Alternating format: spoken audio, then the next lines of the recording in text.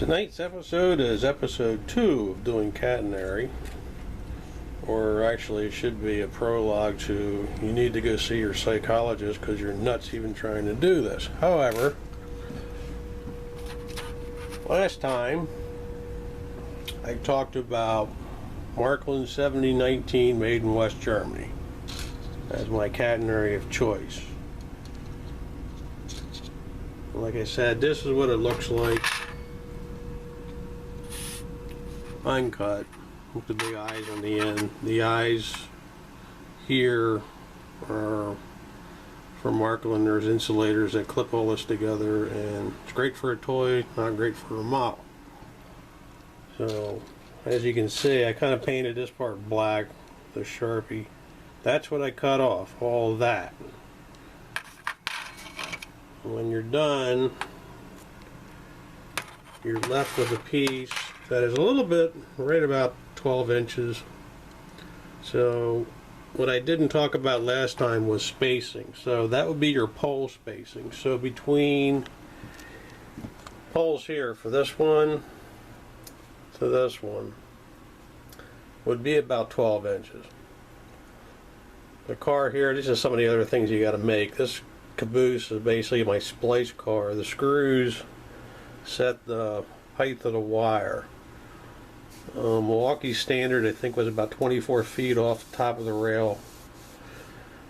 Each railroad's different depending on who you're modeling, so all you have to do is find out what the prototype did and then go accordingly. So this is set for about 24 feet top of rail. When you go down to, sorry for the shaky camera, we're off tripod today. When you go down to bridges, tunnels,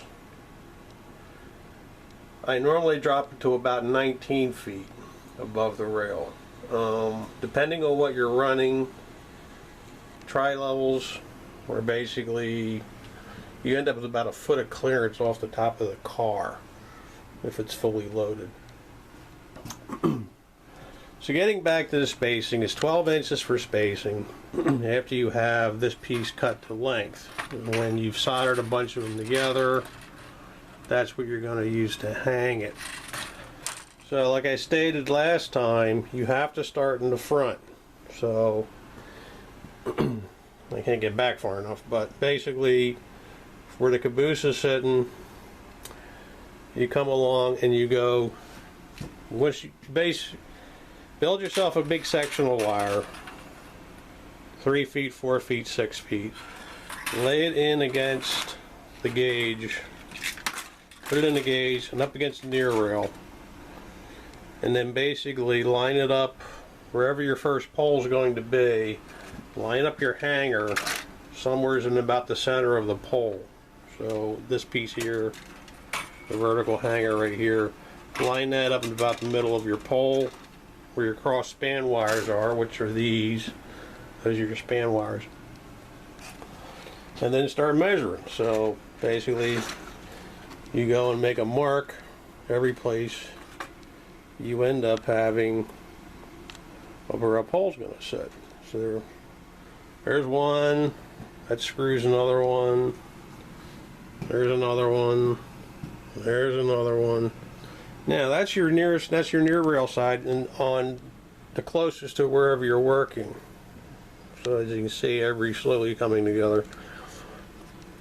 To do the far side over toward the substation, on your tangent it's pretty simple. You just take a square, put it up against the near rail here and straight across, and you're done. When you're doing it here, such as I'm starting to go into a curve, I kind of eyeball it. As you can see, I'm turning the level or the square back and forth, and I use to extend it, I basically just use a scale rule, throw it on top. But I kind of eyeball it up till it looks about right, and then make a mark where that screw sitting on the other side. From this mark here to where that screw sitting over by the fish pond, it's the same thing.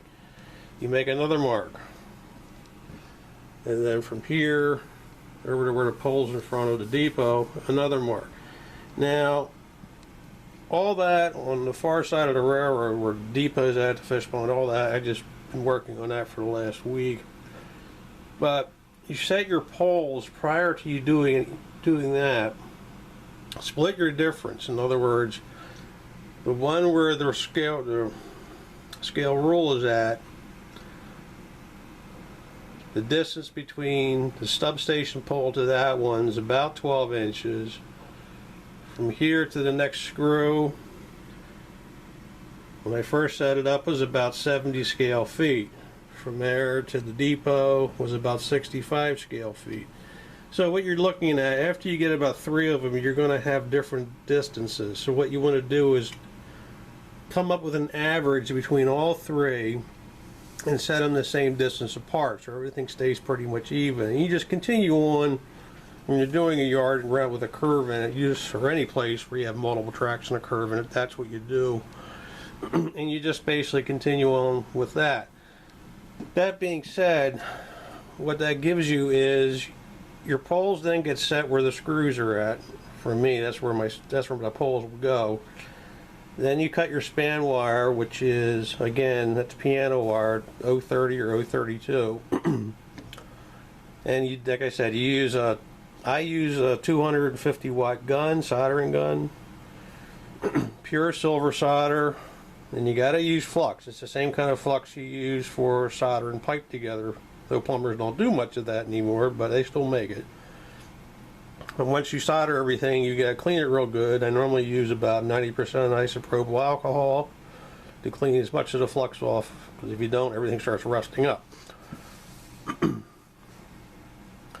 But that basically, this on the near side to me, this is where your 12-inch sections of catenary go. As you work inwards, you're going to find the cord changes, like your length is going to change between where your hangers are at. So what you got to do is cut the catenary and then piece it in the middle and solder it back together, and just basically keep doing it as you go inwards. Like I said, you need to have your sanity checked if you want to do this. The other drawback you have to basically take into consideration is on this wire, as you can see, it is square. And that gives you a nice sharp edge on the end. So when you solder these together like this, helps if I get it in the camera view, you have to file where the joint is at the bottom. You have to basically make sure this is smooth coming across where your pantograph's going to run. That's got to be smooth, but if the wire gets a little bit of a tilt in it, you can feel there's an edge here and there's an edge here. So you have to bevel that with a file. So if the wire for some reason gets off center, the pan's not going to catch it, and you're not going to tear the pan off the top of the locomotive. The other drawback, if you want to do wiring, is you got to finish the railroad. You can't go, and most of us build a railroad and then play with trains, and then we get around to doing scenery and yada yada, so on and so forth. You can't do that. You have to finish everything.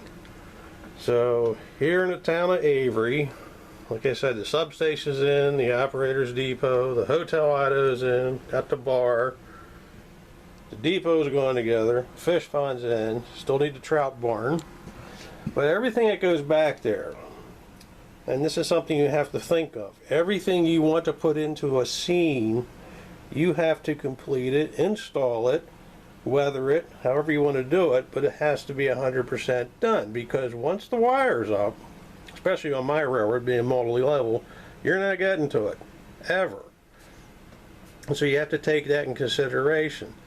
The other thing you need to take in consideration is how are you throwing switches? Are you using ground throws? Are you using powered machines? If you're using powered machines for everything, that makes it easy. I only use power machines that are under the wire that you will never be able to throw by hand. For example, the crossover right there by the depot, And if we go to the east end of Avery, all the switches from the 0 track down through 7, all the inside tracks are all powered by tortoises. The tracks to the near side on the aisle where I can reach because they're on the pole side of the catenary, they're all hand throws. I know they're not Milwaukee ones, but they work. So hopefully it gives you a little bit idea of some of the complexity of what you have to do here. You see we're running on 11 minutes now, so I'll end this, and then once I come up with some other stuff, I'll continue on. Thanks.